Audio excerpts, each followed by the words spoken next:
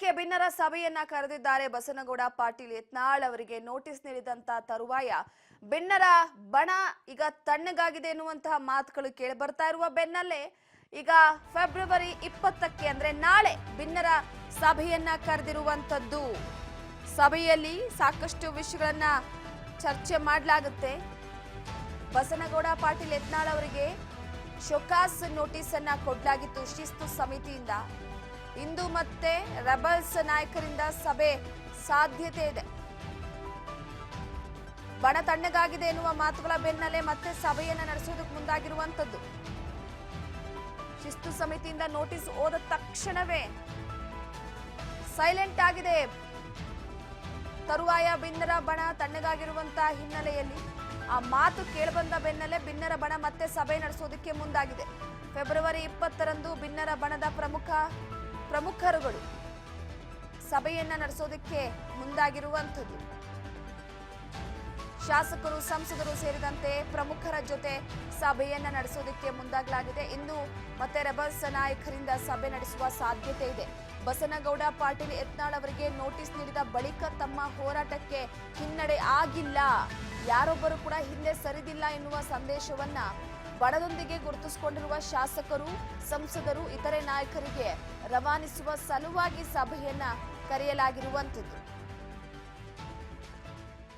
ಯಾವಾಗ ನೋಟಿಸ್ ಹೋಯ್ತೋ ಯತ್ನಾಳ್ ಅವರಿಗೆ ಎಲ್ಲರೂ ಕೂಡ ಸೈಲೆಂಟ್ ಆಗಿದ್ದಾರೆ. ದೆಹಲಿ ಪ್ರವಾಸ ಮಾಡ್ತಾ ಇದ್ದಂಥವರು ದೆಹಲಿ ಪ್ರವಾಸಕ್ಕೆ ಬ್ರೇಕ್ ಹಾಕಿದ್ದಾರೆ.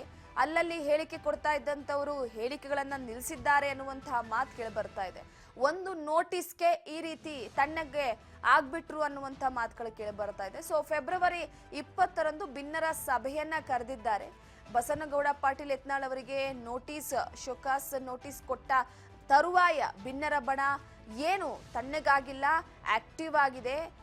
ಆ ವಿಚಾರಕ್ಕೆ ಸಂಬಂಧಪಟ್ಟಂತೆ ಒಂದು ಕಡೆ ಸಂದೇಶ ರವಾನಿಸಬೇಕಾಗಿದೆ. ನಮ್ಮ ಹೋರಾಟಕ್ಕೆ ಹಿನ್ನಡೆಯಾಗಿಲ್ಲ, ಯಾರೊಬ್ಬರು ಕೂಡ ಹಿಂದೆ ಸರಿದಿಲ್ಲ ಅನ್ನುವಂಥ ಸಂದೇಶವನ್ನ ಕೊಡಬೇಕಾಗಿದೆ. ಅದ್ರ ಜೊತೆಗೆ ಏನು ಬಣದೊಂದಿಗೆ ಗುರುತಿಸ್ಕೊಂಡಿರುವಂತಹ ಶಾಸಕರುಗಳಾಗಿರ್ಬೋದು, ಸಂಸದರುಗಳಾಗಿರ್ಬೋದು ಅಥವಾ ಇತರೆ ನಾಯಕರಿಗೆ ಈ ಸಂದೇಶವನ್ನ ರವಾನಿಸುವ ಸಲುವಾಗಿ ಸಭೆಯನ್ನ ಕರೆಯಲಾಗಿದೆ. ಸಭೆಯಲ್ಲಿ ಕೆಲವೊಂದಿಷ್ಟು ವಿಚಾರಗಳನ್ನ ಪ್ರಸ್ತಾಪ ಮಾಡಲಾಗುತ್ತೆ. ಅಂದ್ರೆ ಯಾರು ಹೋರಾಟದ ಹಾದಿಯನ್ನ ಎಳಿತಾರೋ ಅವ್ರಿಗೆಲ್ಲರಿಗೂ ಕೂಡ ಶಿಸ್ತು ಸಮಿತಿಯಿಂದ ನೋಟಿಸ್ ಕೊಟ್ಟು ತಣ್ಣಗೆ ಮಾಡುವ ಪ್ರಯತ್ನವನ್ನ ಮಾಡಲಾಗುತ್ತೆ ಅಂತ. ಸೊ ಈ ಹಿನ್ನೆಲೆಯಲ್ಲಿ ಒಂದು ಕಡೆ ಇವತ್ತು ಅಥವಾ ನಾಳೆ ಇಡೀ ಏನು ಬಂಡಾಯ ಎದ್ದಿರುವಂತ, ಅಸಮಾಧಾನಗೊಂಡಿರುವಂತ ಟೀಮ್ ಒಂದು ಸಭೆಯನ್ನ ನಡೆಸಿ ಆ ಸಭೆಯಲ್ಲಿ ನಿರ್ಧಾರವನ್ನ ತೆಗೆದುಕೊಳ್ಳಲಾಗುತ್ತೆ. ಯಾಕಂದ್ರೆ ಈಗಾಗಲೇ ಅಸಮಾಧಾನಿತರೆಲ್ಲರೂ ಕೂಡ ಒಂದೇ ಪಟ್ಟಿಡಿದಿರುವಂತದ್ದು ವಿಜಯೇಂದ್ರ ಅವರು ಕೆಳಗಿಳಿಲೇಬೇಕು ಅಂತ. ಆದ್ರೆ ರೆಬಲ್ಸ್ ಟೀಮ್ ಕಟ್ಟಿ ಹಾಕುವಂತ ಪ್ರಯತ್ನವನ್ನ ವಿಜಯೇಂದ್ರ ಅವರು ಮಾಡ್ತಿದ್ದಾರಾ ಅನ್ನುವಂತ ಪ್ರಶ್ನೆ ಸದ್ಯಕ್ಕೆ ಕಾಡ್ತಾ ಇದೆ. ಈ ಹಿನ್ನೆಲೆಯಲ್ಲಿ ರೆಬಲ್ಸ್ ಸಭೆ ಬಹಳ ಪ್ರಮುಖವಾಗಿ ಏನಪ್ಪಾ ಅಂದ್ರೆ ಯತ್ನಾಳ್ ಅವರಿಗೆ ನೋಟಿಸ್ ಬಂದಿರುವಂತದ್ದೇ ಸದ್ಯಕ್ಕೆ ಸ್ವಲ್ಪ ಈ ಸಭೆಯಲ್ಲಿ ಕುತೂಹಲಕ್ಕೆ ಕಾರಣವಾಗಿದೆ.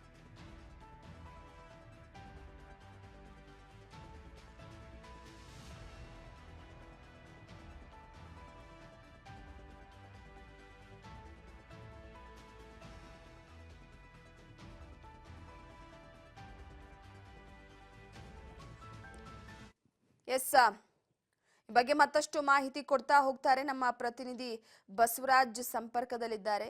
ಬಸವರಾಜ್, ಪ್ರಮುಖವಾಗಿ ನೋಡಿ ಸದ್ಯದ ಮಟ್ಟಿಗೆ ಯತ್ನಾಳ್ ಅವರಿಗೆ ಯಾವಾಗ ಶೋಕಾಸ್ ನೋಟಿಸ್ ಅನ್ನ ನೀಡಲಾಯ್ತು ಅಲ್ಲಿಂದ ಇಲ್ಲಿವರೆಗೂ ಕೂಡ ಯಾರೊಬ್ರು ಕೂಡ ಬಹಿರಂಗವಾಗಿ ಹೇಳಿಕೆಯನ್ನ ಕೊಡ್ತಾ ಇಲ್ಲ, ಗುಪ್ತು ಸಭೆಗಳನ್ನ ನಡೆಸ್ತಾ ಇಲ್ಲ, ಹಾಗೆ ದೆಹಲಿ ಪ್ರವಾಸವನ್ನ ಕೈಗೊಳ್ತಾ ಇಲ್ಲ. ಎಲ್ಲೋ ಒಂದು ಕಡೆ ಯತ್ನಾಳ್ ಅವರಿಗೆ ಕೊಟ್ಟಂತ ನೋಟಿಸ್ ಇಡೀ ರೆಬಲ್ಸ್ ಟೀಮ್ ಅನ್ನೇ ಸೈಲೆಂಟ್ ಆಗಿತ್ತು ಅನ್ನುವಂತ ಹೇಳಿಕೆ, ಆ ಹೇಳಿಕೆಯೇ ಈಗ ಮತ್ತೆ ರೆಬಲ್ಸ್ ಅನ್ನ ಬಡಿದೆಬ್ಬಿಸೋ ರೀತಿ ಮಾಡಿದೀಯಾ?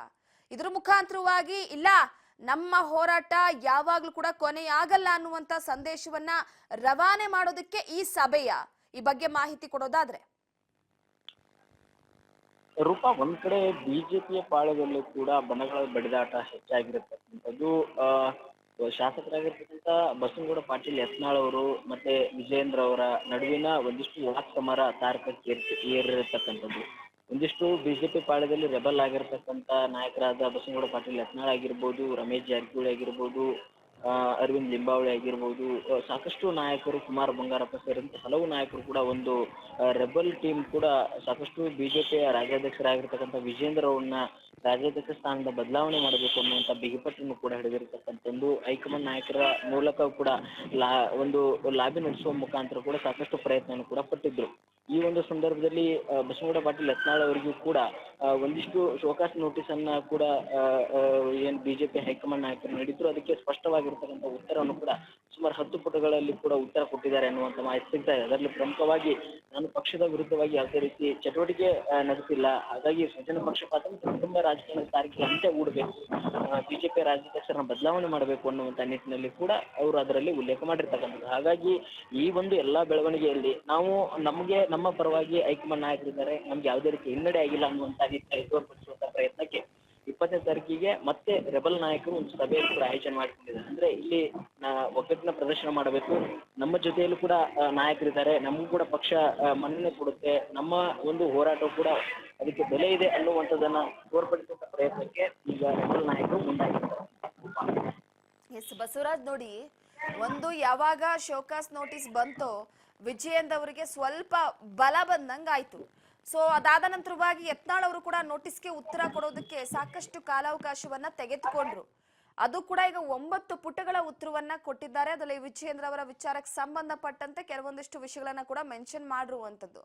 ಸೊ ಎಲ್ಲೋ ಒಂದು ಕಡೆ ಇಲ್ಲಿವರೆಗೂ ಕೂಡ ಯತ್ನಾಳ್ ಅವರು ಸ್ವಲ್ಪ ಕಾಯುವಿಕೆಯ ವಿಚಾರಕ್ಕೆ ಸಂಬಂಧಪಟ್ಟಂತೆ ಸಮಾಧಾನವಾಗಿದ್ರು.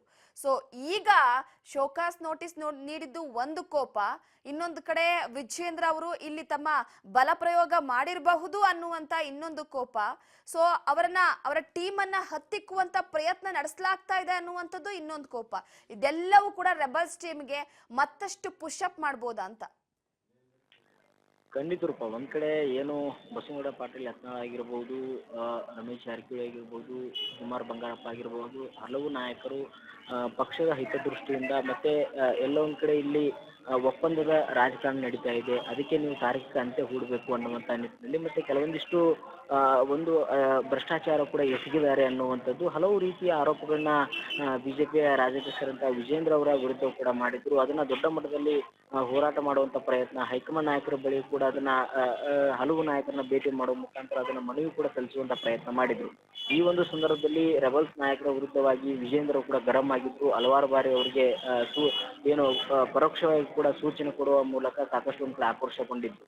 ಹಾಗಾಗಿ ಇದೀಗ ಬಸವನಗೌಡ ಪಾಟೀಲ್ ಯತ್ನಾಳ್ ಅವರಿಗೆ ಪಕ್ಷದ ಶಿಸ್ತು ಸಮಿತಿಯಿಂದ ಒಂದು ನೋಟಿಸ್ ಕೂಡ ಶೋಕಾಸ್ ನೋಟಿಸ್ ಕೂಡ ಕೊಡುವ ಮುಖಾಂತರ ಮತ್ತಷ್ಟು ಅವ್ರನ್ನ ಕೆರಳಿಸುವಂತೆ ಕಾಣ್ತಾ ಇದೆ. ಹಾಗಾಗಿ ಈ ಯಾವ ನೋಟಿಸ್ ಕೂಡ ನಾವು ಚೆಕ್ಕಲ್ಲ ಬಗ್ಗಲ್ಲ ಅನ್ನುವಂತ ರೀತಿಯಲ್ಲೇ ಬಸವನಗೌಡ ಪಾಟೀಲ್ ಯತ್ನಾಳ್ ಅವರ ಹೇಳಿಕೆಗಳು ಬರ್ತಾ ಇದ್ದಾರೆ. ಆದ್ರೆ ಇದೀಗ ನೋಟಿಸ್ ಕೊಟ್ಟಂತ ಸಂದರ್ಭದಲ್ಲಿ ಅದಕ್ಕೆ ಉತ್ತರ ಕೊಟ್ಟಿದ್ದಾರೆ. ಅದಕ್ಕೆ ಹೈಕಮಾಂಡ್ ನಾಯಕರು ಯಾವ ರೀತಿ ಪ್ರತಿಕ್ರಿಯೆ ಕೊಡ್ತಾರೆ, ಅವರ ಉತ್ತರಕ್ಕೆ ಅಕ್ಸೆಪ್ಟ್ ಮಾಡ್ಕೊತಾರ ಅಥವಾ ಇನ್ನೂ ಕೂಡ ಸ್ಪಷ್ಟವಾಗಿರ್ತಕ್ಕಂಥ ಉತ್ತರ ಬೇಕು ಅನ್ನೋದನ್ನ ಹೈಕಮಾಂಡ್ ನಾಯಕರು ಹೇಳ್ತಾರ.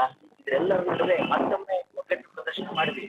ಒಂದು ಹೈಕಮಾಂಡ್ ನಾಯಕರು ಕೂಡ ಸ್ಪಷ್ಟವಾಗಿರುವ ಸಂದೇಶ ರವಾನೆ ಮಾಡಬೇಕು. ರಾಜ್ಯ ಬಿಜೆಪಿಯ ರಾಜ್ಯಾಧ್ಯಕ್ಷ ವಿಜೇಂದ್ರ ಅವರ ಬಣ ಅಷ್ಟೇ ಪಕ್ಷಕ್ಕೆ ಬಲವಾಗಿಲ್ಲ, ನಮ್ಮ ಬಲವು ಕೂಡ ನಮ್ಮ ನಾಯಕರು. ಓಕೆ, ಥ್ಯಾಂಕ್ ಯು ಬಸವರಾಜ್ ನಿಮ್ಮೆಲ್ಲ ಮಾಹಿತಿಗಾಗಿ.